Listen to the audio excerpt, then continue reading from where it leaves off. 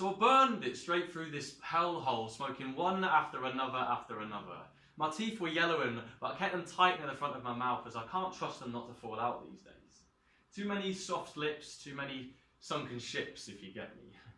I was ebbing away into the night, and that beautiful feeling somewhere in between the second and fourth toke, where you linger in existence hinged, where the horizon melts all neat-like and you merge with whatever it is that gives this chest a beat, whatever it is that feeds the bones. Suppose it's something like a silken alpha and omega pushing melody through flesh and stone, but how would I know? The point being, I was supposed to be meeting this swine that had the kind of form an alligator could be proud of. Some real nervous, jittery type who spent too many moons under a cold, flickering neon light in a motel room bathroom somewhere, just staring. Steady rocking those long, plain eyes. The kind that feel too small for this world, but keep on going down all goon-like, shuddering, jumping at shadows and switching sides on street corners. I've got half a memory of being sat in a bar with him once, his long fingers tapping on table legs, muttering some kind of under-the-breath city ditty, talking about some golden Goliath, some promised god that he swore to me he'd seen in his dreams. Some saviour waiting to turn the tide.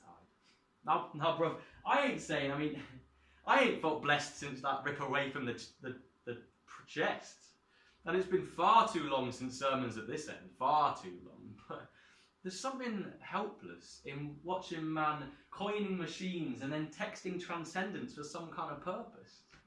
There was one point where he stood on the table, put his arms aloft and said, "This is the measure of man. He maketh the myth and then follows the morals that come from it. The roads to Rome were never fair, built upon a deep abyss. We were never meant to be, but we are. I am what we is." And for a second, I saw him, all enclosed in flame. He was just some poor pariah preaching about how the void had called his name. So as I pulled up to the lights, I felt that silence echo from within it all. My body moved a dull refrain, stirred within some deep ocean hymn. I was being sent to save him, because I'd been there too. I was being sent to stop Death's icy fingers from lacing up his boots. So as I pulled off and into the changing of the lanes, I held a finger to the sky and said, "Brother, there will come a day when you know it's over. Know in detail every roll and ricket of this coaster. And as you're passed over, beyond this mortal coil to angelic choir and angels' ambrosia, you'll know that the end of the world ain't nothing but a blink in an instant. And you'll smile, because you'll know that we were never different. Just some of the 7 billion lucky ones who happen to hold the sun's permission. This mantra is our own.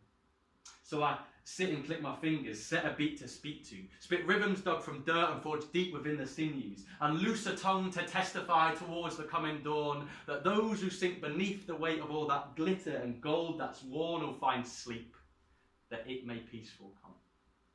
So promise me, on the gusts of wind and the air that you breathe, that you'll sit and click fingers till I'm there, set a beat to speak to, because I'll be wishing peace to all my brothers, to all my sisters, trapped deep within their tombs. I snapped back. The night was a beautiful hue. I found him, slumped, sobbing next to some slimy version of a mule. I sat down, put my arm around, said, "Brother, I'm here. We'll make it through."